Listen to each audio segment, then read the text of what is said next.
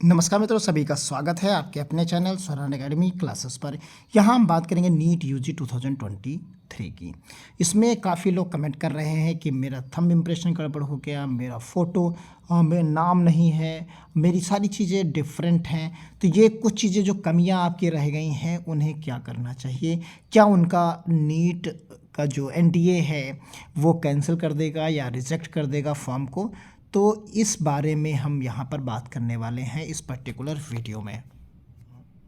जैसा कि आप सभी लोग जानते हैं कि एक नया जो है रीओपन हुआ है इस समय नीट का फॉर्म, यानी 13 तारीख तक आप जो है नए सिरे से भी फॉर्म को भर सकते हैं।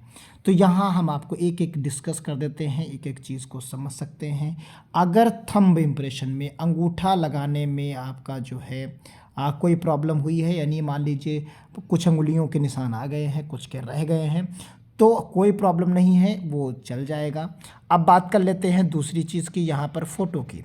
अगर मान लीजिए जो आपका फ़ोटो है, आपने फ़ोटो अपलोड किया है, तो इसकी कंडीशंस कई हो सकती हैं। मान लीजिए आपने फ़ोटो अपलोड किया और किसी दूसरे पर्सन का हो गया, यानी किसी दूसरे का आपका जो है फ़ोटो अपडेट हो गया।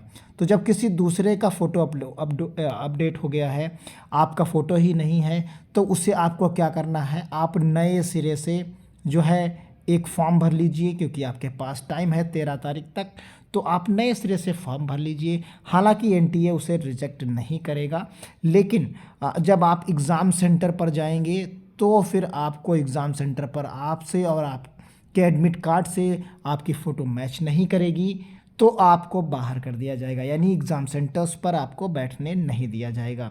फॉर्म रिजेक्ट ना होते हुए भी आप एग्ज़ाम नहीं दे पाएंगे, तो आपके फॉर्म भरने का कोई मतलब नहीं रहा।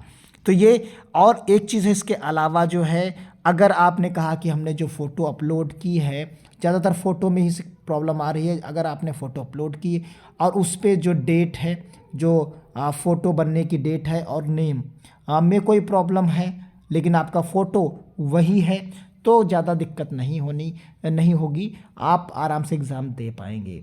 लेकिन आप जो है, अगर आपकी जगह पर फ़ोटो ही किसी की बदल गई है तो प्रॉब्लम हो सकती है। तो उसके लिए आपको करना क्या है, आप नए सिरे से नया फॉर्म भर दीजिए।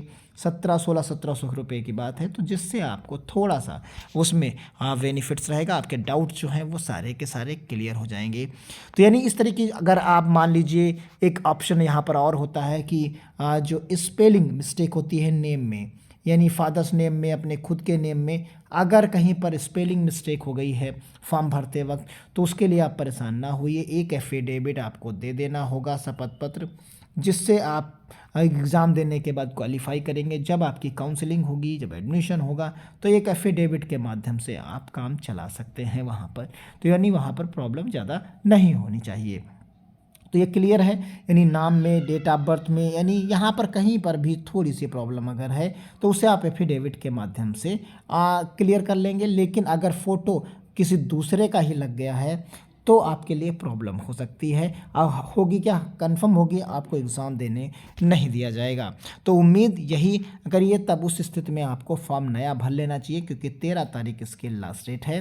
तो इसलिए किसी भी प्रकार की आपको समस्या नहीं होगी, वरना फॉर्म रिजेक्शन का कोई ऑप्शन यहाँ पर नहीं है। एक ही स्थिति होती है जब एनटीए वेरीफाई करता है। एनटीए जब आपके एप्लीकेशन फॉर्म वेरीफाई करता है, उसमें कैटेगरी मेल और फीमेल में चेंजेस आपको उसको नज़र आता है, लगता है कुछ कि ये फीमेल होना चाहिए, लेकिन इसने मेल भर दिया है, तो उस कंडीशन में आपको मेल भी वो रिप्लाई करता है, आप उसके मेल के अकॉर्डिंग काम कर सकते हैं। तो यानी कैटेगरी चेंज हो गई है। अगर और एक चीज़ और आपको हम बता देते हैं यहाँ पर, ध्यान दे दीजिए। अगर आपके पास मान लीजिए जो है कास्ट सर्टिफिकेट था, कास्ट सर्टिफिकेट की हम बात कर लेते हैं।